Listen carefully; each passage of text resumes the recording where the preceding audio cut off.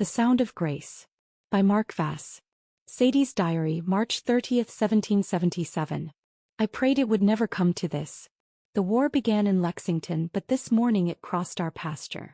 Timothy fired first, believing the rider had come for our family. He swore the horse reared and threw the rider, but when Uncle Joe and I reached the fallen man, his saddlebag was torn clean through by a bullet. The young soldier lay still, his leg bent wrong beneath him, breath shallow and uneven. Timothy shook like a leaf. I pressed my hands together and prayed again. Uncle Joe examined the leg and feared the worst. "We'll have to set it. Shouldn't we wait until he wakes?" I asked. "We can't wait long." When the man stirred, I gave him whiskey and a stick to bite. He barely cried out when Uncle Joe pulled and set the bone, but he gripped my wrist hard enough to leave a bruise. Then he fainted. I feared we had killed him until his chest rose again. His uniform told us what his mouth had not, a British redcoat. If the neighbors learned we were sheltering him, they'd summon the authorities. Worse still, my father and brother were Minutemen. "Burn the clothes," Uncle Joe said quietly. We dressed the man in my father's spare things and burned the uniform behind the barn. By the time Aunt Sally and Aunt Elizabeth returned from the creek, the fire was cold.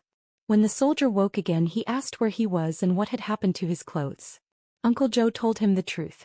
Anger shook him. "I needed those," he said. "They were my only ticket into enemy camps. I'm a spy for Washington." My stomach turned cold. We had nearly undone a brave man's work through fear. Still he could not leave. His leg would not allow it. That night I slept beside Aunt Sally and waited for morning. Thomas's journal, undated. I'm not a free man. From my bed I can see the mountains, veiled in silver clouds. Beauty mocks me. I am held here, wounded, uncertain if I will walk again. Infection or death may yet claim me. This family prays and sings as naturally as breathing. Their faith unsettles me. One morning Sadie sang while the others hummed. "We're not miracle workers, just servants of the Lord. Not your guardian angels, just followers of His word. Daily prayer warriors and soldiers we're called to be, living out our lives for Jesus, the one who set us free." Her voice was clear, gentle, convicting in a way I cannot explain. I have never called myself a Christian, yet something in her song reached places my reason could not defend. Later they sang a hymn in German. I knew it from childhood. This time it did not pass me by. I fear death more than I admit. Sadie's Diary, April 3, 1777. Uncle Joe told me wonderful news this morning. Thomas has given his life to Christ. William led him there, though I believe the Lord began the work long before.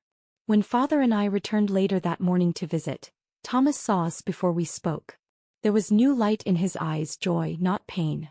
He thanked me for singing and said my voice planted a seed of salvation. I smiled, though my heart ached with a secret I rarely share. The doctor told us last year that my hearing will continue to fade. Infections since childhood have taken their toll. I hear well enough now, but not forever. That evening we celebrated his conversion with supper and fellowship. Steak, potatoes, baked beans, and much laughter. For a moment the war felt far away. Thomas's journal, undated. I have grown close to this family. William feels like a brother. Timothy no longer avoids me.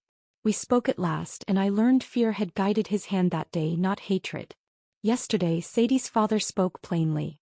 "If you intend to pursue my daughter," he said, "you should know she is losing her hearing." The knowledge struck harder than my injury. I wanted to weep. So I told him the truth. When the time comes, I'll find another way to speak to her. When Sadie entered with a tray of bread and ham, I asked her to be my sweetheart before fear could silence me. "Yes," she said.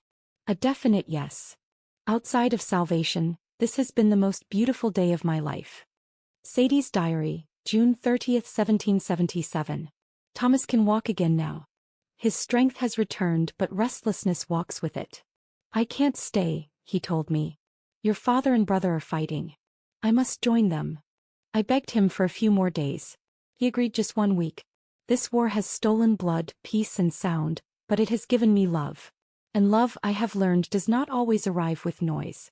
Sometimes it comes quietly like a song half heard and changes you forever.